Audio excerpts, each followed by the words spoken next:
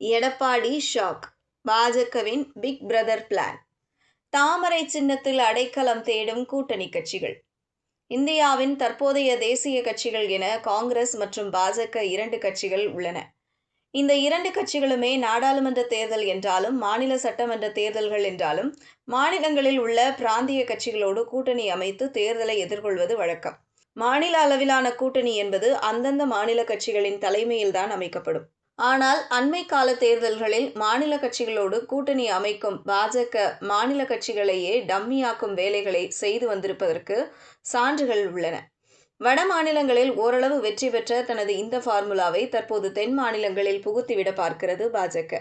கேரளா தவிர்த்து தென் மாநிலங்களில் ஆந்திரா, தெலுங்கானா, கர்நாடகா மாநிலங்களில் இந்த யுக்தியை ஓரளவு வெற்றிகரமாகவே செயல்படுத்தியுள்ளது பாஜக.